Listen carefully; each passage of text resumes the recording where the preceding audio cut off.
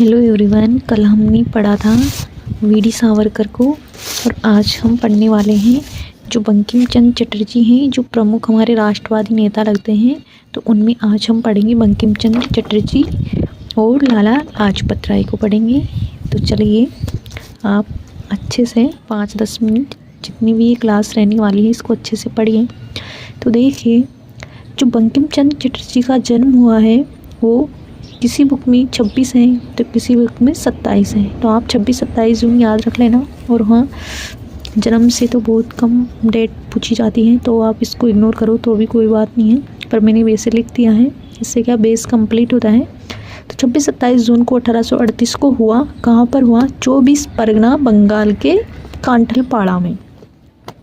24 परगना बंगाल के कांठलपाड़ा में जन्म हुआ। इनके पिता कौन थे? इनके पिता थे यादव चंद्र, माता कौन थी? दुर्गा देवी। पिता यादव थे, माता दुर्गा देवी थी। जन्म हुआ 26 से 27 जून 1838 को 24 परगना बंगाल के कांठलपाड़ा में।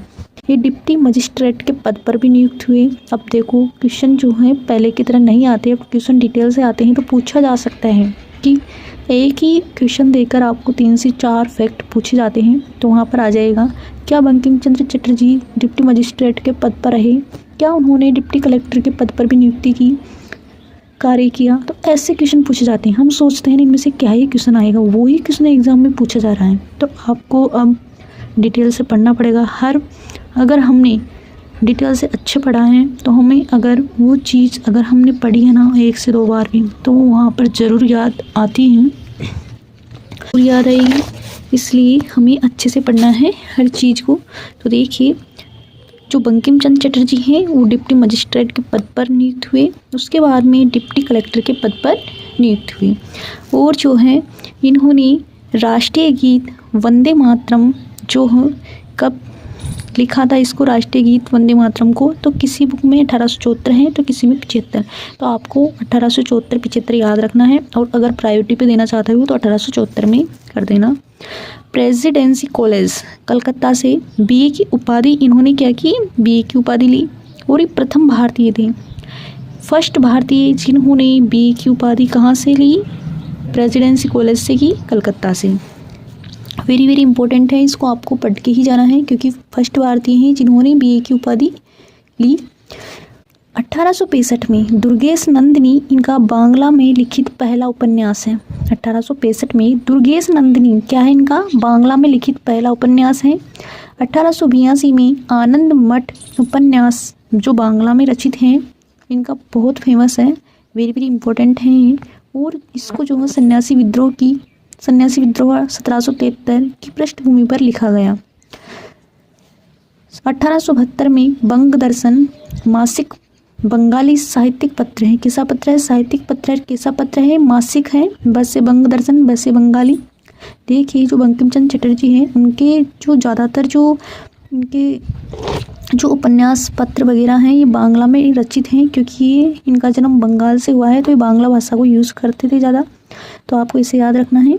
और बस बंग दर्शन, बस 72 में इनका बंग दर्शन को इन्होंने 72 में लिखा। और आनंद मठ जो है बंग दर्शन के 10 साल बाद यानी कि 82 में याद हो जाएगा। और 65 में क्या है? दुर्गेश नंदिनी बांग्ला में जो पहला उपन्यास है। और जो वंदे मातरम था वो 74-75 याद रख लेना। तो इससे क्या है, इनको जो सन है ना, इनको एक दूसरे से आप रिलेटेड करके जितना पढ़ोगे उतना याद रहेगा। तो वंदे मातरम 74-75 में, दुर्गेश नंदिनी 65 में, सॉरी पहले आएगा 65 में, और ये इसके जस्ट 10 साल बाद फिर आ जाएगा 1872 में बंग दर्शन जो मासिक बंगाली साहित्यिक पत्र है। उसके 10 साल बाद आनंद मठ उपन्यास लिखा बांग्ला में जो सन्यासी विद्रोह की पृष्ठभूमि पर आधारित है। और ललिता व मानस जो है इनका ही कविताओं का संग्रह है। जो ललिता व मानस है इनका एक कविताओं का संग्रह है, ये भी इम्पोर्टेंट है। वो मानस क्या है? तो इनकी कविताओं का संग्रह माना जाता है। अब देखिए, जो इनके उपन्यास हैं वो उपन्यास और भी हैं, जैसे जो दुर्गेश नंदिनी उपन्यास था वो तो पहला उपन्यास माना जाता है बांग्ला में रचित। और इनके और भी उपन्यास हैं। तो देखिए, उपन्यास हैं कपाल कुंडला जो है 1866 में लिखा है इन्होंने। जो दुर्गेश नंदिनी 65 में लिखा था उसके 1 साल जस्ट बाद कपाल कुंडला लिखा। फिर मृणालिनी जो है कपाल कुंडला के 3 साल बाद लिखा, यानी कि 6 की जगह 9, 6 को विपरीत उल्टा लिख दो तो ये हो जाएगा मृणालिनी। चंद्रशेखर जो है 1877 में लिखा, देवी चौधरानी लिखा, इंदिरा लिखा। तो आप देखो याद कैसे रखोगे। तो देखिए जो कपाल कुंडला है वो कब रचित है, तो कपाल कुंडला जो है वो 1866 यानी कि 1866 में रचित हैं। मृणालिनी जो है इसके जस्ट 3 साल बाद 1869 में 1869 में। और जो चंद्रशेखर हैं चंद्रशेखर 77 1877 में। कपाल कुंडला, मृणालिनी, चंद्रशेखर ऐसे याद हो जाएगा। तो ये 66 में है तो 77, कपाल कुंडला 66 में, 6 ये 7 चंद्रशेखर, और ये 6 आ जाएगा मृणालिनी, दुर्गेश नंदिनी 65 में। तो ये सन याद हो गए। फिर देखो कपाल कुंडला, मृणालिनी, चंद्रशेखर ये इनके उपन्यास हैं। फिर फ्लो में पढ़ो आप, देवी चौधरानी है, इंदिरा है, राधा रानी है, ये लिखे इन्होंने। क्या क्या लिखे, देवी चौधरानी लिखा, इंदिरा लिखा, राधा रानी उपन्यास लिखा।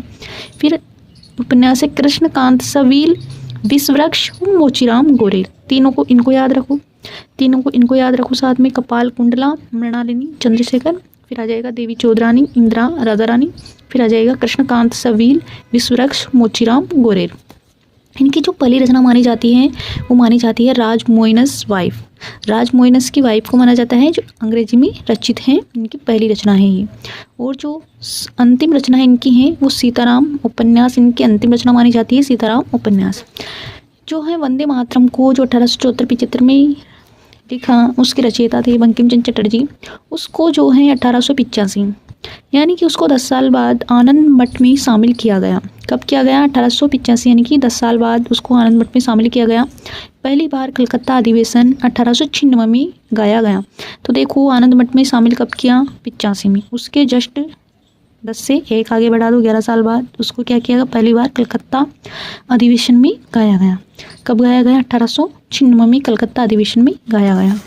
तो देखिए किसी भी सन को याद करने के लिए हमें रटने की ज़रूरत नहीं, हमें चीज़ों को समझने की ज़रूरत है कि हाँ इसके जब 10 साल बाद ये हैं, तो हमें क्या वो चीज़ भूलेंगे ना, तब भी वो चीज़ क्या रिकॉल हमें याद आएगी कि हाँ हमने इसे पढ़ा था भी इसके जब 10 साल बाद। तो हम सन भूल भी जाते हैं, तब भी वो वापस हमारे पास रिटर्न होकर लौट के आता है। तो चीज़ों को अच्छे से समझ कर पढ़िए। तो हमारा जो बंकिम चंद्र चटर्जी है ये इनका पूरा पार्ट कंप्लीट हो जाता है। तो देखिए जो इतना ही मैटर है, वेरी वेरी इंपॉर्टेंट क्वेश्चन है, और उनमें से ही आ जाएगा, अगर क्वेश्चन आएगा तो इसमें से आ जाएगा, बहुत इंपॉर्टेंट है। तो आपको याद रखना है कि बंकिम चंद्र चटर्जी का जो जन्म है वो 1838 परगना बंगाल के कांठीपाड़ा में हुआ। डिप्टी मजिस्ट्रेट के पद पर नियुक्त हुए और बाद में डिप्टी कलेक्टर के पद पर भी रहे। राष्ट्रीय गीत वंदे मातरम 1874-75 में लिखा। उससे पहले उसके 10 साल पहले इन्होंने 1865 में दुर्गेश नंदिनी है वो बांग्ला उपन्यास रचा था, बांग्ला भाषा में। और जो है 1872 में इन्होंने बंग दर्शन मासिक बंगाली साहित्यिक पत्र लिखा। 1882 में आनंद मठ उपन्यास बांग्ला में प्रसिद्ध हैं जो, और ललिता व मानस इनके कविताओं का संग्रह माना जाता है। और जो है इनका उपन्यास है कपाल कुंडला 1866 में, चंद्रशेखर 77 में, और जो मृणालिनी है वो 69 में है, इनके 3 साल बाद। फिर आ जाएगा देवी चौधरानी, इंदिरा, राधा रानी, फिर कृष्णकांत सवील, विश्वरक्ष, मोचीराम गोरेर। इनकी पहली रचना जो है राज मोइनस वाइफ अंग्रेजी में रचित है, और इनका अंतिम जो रचना मानी जाती है सीताराम जो उपन्यास माना जाता है। इन्होंने वंदे मातरम को 1885 में आनंद मठ में शामिल किया, और उसके जस्ट 11 साल बाद इन्होंने पहली बार कलकत्ता अधिवेशन में 1896 में गाया गया। तो इस प्रकार से फ्लो में चीज़ों को अगर पढ़ोगे तो अच्छे से याद होगा। हर चीज़ को यहीं पे 5 मिनट 10 मिनट अच्छे से पढ़ो, आपको यहीं पे याद हो जाएगा। अब पढ़ेंगे हम लाला लाजपत राय। जो लाला लाजपत राय हैं वेरी वेरी इंपॉर्टेंट हैं, इसको अच्छे से पढ़ेंगे। अभी आने वाले 5 मिनट में अभी आपको लाला लाजपत राय याद हो जाएगा अच्छे से। तो देखिए लाला लाजपत राय का जन्म होता है, कब होता है, 26 जनवरी 1865 को। वेरी इंपॉर्टेंट है, याद रह जाएगा, डेट भी अच्छी है, 26 जनवरी 1865 को। 26 जनवरी 1865 को लाला लाजपत राय का जन्म होता है दूधी के लुधियाना पंजाब, या पंजाब के फिरोजपुर में। तो देखो इनके मतलब जो है दूधी के लुधियाना, फिरोजपुर, पंजाब, ये इनके क्या हैं, जैसे फिरोजपुर जिला हो गया, पंजाब राज्य हो गया, तो इस प्रकार से इनके गांव वगैरह जो है ये आ जाते हैं सब। तो इनको भी याद रखना, एक बार पढ़ लेना अच्छे से। दूधी के लुधियाना पंजाब, लुधियाना मतलब लुधियाना, लसे लाला, लसे लुधियाना, पंजाब फिरोजपुर में हुआ। इनको शेर पंजाब कहा जाता है, शेर पंजाब, पंजाब का शेर, और पंजाब केसरी कहा जाता है। हिसार कहाँ है, हिसार पड़ता है हरियाणा में। तो हिसार में आर्य समाज की शाखा व एक संस्कृत विद्यालय इन्होंने क्या किया, स्थापित किया। आर्य समाज की शाखा, पूछा जा सकता है कि किसने हिसार में आर्य समाज की शाखा व एक संस्कृत विद्यालय स्थापित किया, तो लाला लाजपत राय ने। लाहौर में किसने दयानंद एंग्लो वैदिक कॉलेज की स्थापना की, तो लाला लाजपत राय ने की। कब की, तो 1889 में की। पंजाबी उर्दू दैनिक इनका क्या था, पत्र था। पंजाबी एक कैसा पत्र था, उर्दू भाषा में दैनिक पत्र था। और जो वंदे मातरम लिखा इन्होंने, वंदे मातरम भी इनका दैनिक पत्र था। तथा जो द पीपल है इनका साप्ताहिक पत्र था और अंग्रेजी भाषा में था। द पीपल, जो द पीपल था साप्ताहिक था और अंग्रेजी में रचित था। तो द पीपल, पीपल का अर्थ भी मतलब द पीपल यानी कि लोग वगैरह होते हैं, तो उनको इसमें इंग्लिश में लिखा है। और जो इनकी पुस्तकें हैं वेरी वेरी इंपॉर्टेंट है पुस्तकें भी। तो महान अशोक, तो देखो आपको याद रखना है, हिसार में इन्होंने आर्य समाज की शाखा, एक संस्कृत विद्यालय स्थापित किया। लाहौर में दयानंद एंग्लो वैदिक कॉलेज की स्थापना 1889 में की। पंजाबी में इन्होंने जो है पंजाबी पत्र लिखा, उर्दू भाषा में दैनिक पत्र था। वंदे मातरम लिखा, दैनिक पत्र था। और द पीपल जो था, ये दोनों दैनिक थे, लेकिन द पीपल जो था साप्ताहिक पत्र था। तो साप्ताहिक पत्र था और अंग्रेजी पत्र था। फिर इनकी पुस्तकें आती हैं, इनकी पुस्तकें हैं महान अशोक, यंग इंडिया, श्री कृष्ण और उनकी शिक्षा, छत्रपति शिवाजी। तो आपको याद हो जाएगा, महान अशोक पे लिखी इन्होंने, यंग इंडिया पे लिखी है, श्री कृष्ण की शिक्षा पे लिखी है और छत्रपति शिवाजी पे लिखी है। 4 पुस्तकें हैं। फिर इंग्लिश में है, कुछ जो किताबें हैं वो इंग्लिश में भी हैं। तो देखिए, इंग्लैंड्स डिबेट टू इंडिया लिखा, the political future of India लिखा, unhappy India very very important पत्रिका है इनकी, अनहैप्पी इंडिया पत्रिका है, वेरी वेरी इंपॉर्टेंट है, पूछी जाती है कई बार कि लाला लाजपत राय की मतलब किसकी, अनहैप्पी इंडिया किसकी पत्रिका है, तो लाला लाजपत राय की है। The story of my life इनकी आत्मकथा है। भारत का राजनीतिक भविष्य भी क्या है, पत्रिका है। तो आपको फ्लो में याद रखना है कि इन्होंने एक तो महान अशोक लिखी, यंग इंडिया लिखी, श्री कृष्ण उनकी शिक्षा लिखी, छत्रपति शिवाजी लिखा, इंग्लैंड से डिबेट टू इंडिया लिखा, फिर the political future of India लिखा, अनहैप्पी इंडिया इनका पत्रिका लिखा, और the story of my life इन्होंने आत्मकथा लिखी है। भारत का राजनीतिक भविष्य इन्होंने पत्रिका लिखी है। और जो है लाला लाजपत राय, ये उग्रवादी दल में संगठित थे, उदारवादी नहीं थे, उग्रवादी थे। 18 माह तक ये कहाँ पर है, मांडले जेल में रहे थे। कहाँ पर रहे थे, 18 माह तक मांडले जेल में रहे लाला कहाँ पर रहे, मांडला जेल में रहे। 1907 में पंजाब में कृषक आंदोलन का संगठन इन्होंने किया। 1907 में क्या किया, पंजाब में कृषक जो किसान आंदोलन का संगठन किया। और 1920 में सर्वेंट्स ऑफ पीपल सोसाइटी की स्थापना कहाँ पर की, लाहौर में की। लाहौर में इन्होंने 1920 में सर्वेंट्स ऑफ पीपल सोसाइटी की स्थापना की। फिर आता है कि लाहौर में नेशनल कॉलेज और तिलक स्कूल ऑफ पॉलिटिक्स की भी इन्होंने क्या की, स्थापना की है।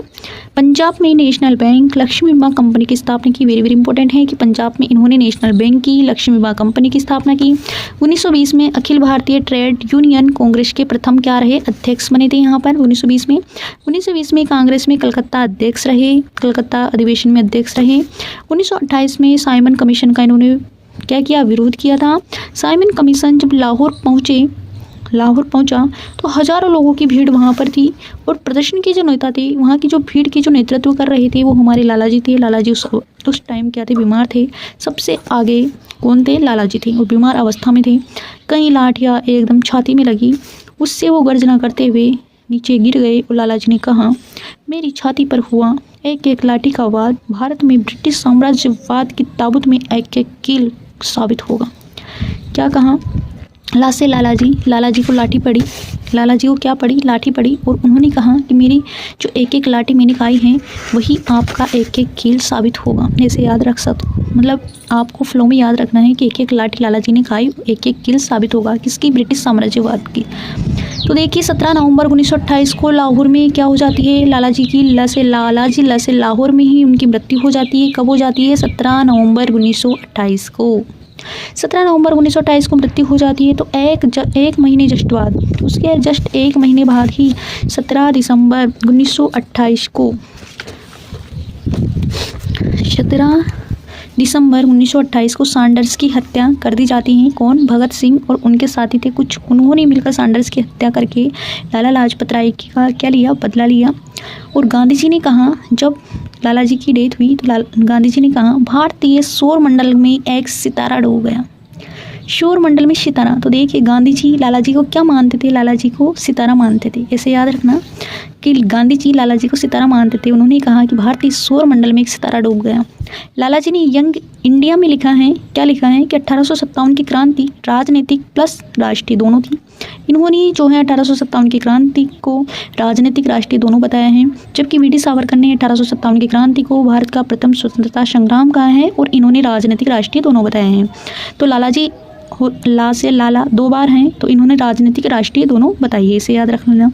लाला जी जो है सब एक हो जाओ, लाला जी ने क्या कहा, सब एक हो जाओ, अपना कर्तव्य जानो, अपने धर्म को जानो, तुम्हारा सबसे बड़ा धर्म क्या है, तुम्हारा राष्ट्र है। सब एक हो जाओ, कर्तव्य जानो, अपने धर्म को जानो, और तुम्हारा सबसे बड़ा धर्म क्या है, तुम्हारा राष्ट्र है। ये इन्होंने क्या की थी, इन्होंने कथन दिया था कि सब आप एक हो जाओ और अपना कर्तव्य जानो और राष्ट्र के प्रति तुम्हारा ये सबसे बड़ा धर्म है। लॉर्ड मिंटो क्या कहते हैं इनके बारे में, लॉर्ड मिंटो कहते हैं कि कांग्रेस वफादार हैं, कांग्रेस क्या है, कांग्रेस वफादार हैं, लेकिन लाला जी क्या है, खतरनाक हैं। लाला जी को खतरनाक किसने बताया है, मिंटो ने खतरनाक बता दिया, मिंटो में खतरनाक बता दिया किसने, लाला जी को मिंटो ने। तो यही है, बस आपको ऐसे याद रखना है। तो देखिए हम फ्लो में एक बार अच्छे से जो भी पढ़ा है उसका रिवीजन कर लेते हैं। तो लाला लाजपत राय का जो जन्म होता है 26 जनवरी, याद रह जाएगा अच्छे से, 1865 में हुआ। 1865 में अभी हमने पढ़ा कि बंकिम चंद्र चटर्जी ने दुर्गेश नंदन उपन्यास लिखा था, तभी जो है लाला लाजपत राय का जन्म होता है। इनका जो जन्म है दूधी के लुधियाना पंजाब फिरोजपुर में होता है। इनको शेरे पंजाब कहते हैं, पंजाब केसरी कहते हैं। हिसार में इन्होंने आर्य समाज की शाखा व एक संस्कृत विद्यालय स्थापित किया। लाहौर में दयानंद एंग्लो वैदिक कॉलेज की स्थापना 1889 में इन्होंने की। इन्होंने पंजाबी पत्र निकाला, उर्दू भाषा में जो दैनिक पत्र था। वंदे मातरम जो पत्र था वो भी दैनिक था, लेकिन जो द पीपल था वो साप्ताहिक था और अंग्रेजी पत्र था। इन्होंने जो कुछ इनके बुक्स हैं वो वेरी वेरी इंपॉर्टेंट हैं, जैसे महान अशोक हो गया, यंग इंडिया, श्री कृष्ण और उनकी शिक्षा, छत्रपति शिवाजी, इन पर इन्होंने बुक लिखी। फिर और भी हैं इनकी, इंग्लैंड्स डिबेट टू इंडिया है, the political future of India है, अनहैप्पी इंडिया इनकी वेरी वेरी इंपॉर्टेंट पत्रिका है, the story of my life इनकी आत्मकथा है, भारत का राजनीतिक भविष्य पत्रिका है। उग्रवादी दल से ये संगठित थे। 18 माह तक कहाँ पर रहे, मांडले जेल में रहे। 1907 में पंजाब में इन्होंने कृषक आंदोलन का संगठन किया पंजाब में। 1920 में सर्वेंट्स ऑफ पीपल सोसाइटी की स्थापना कहाँ पर की, लाहौर में की। लाहौर में नेशनल कॉलेज और तिलक स्कूल ऑफ पॉलिटिक्स की रचना स्थापित की, मतलब नेशनल कॉलेज और तिलक स्कूल ऑफ पॉलिटिक्स की क्या की स्थापना की। पंजाब नेशनल बैंक व लक्ष्मी बीमा कंपनी की उन्होंने स्थापना की। 1920 में अखिल भारतीय ट्रेड यूनियन कांग्रेस के प्रथम अध्यक्ष बने थे। 1920 में कांग्रेस कलकत्ता अध्यक्ष रहे।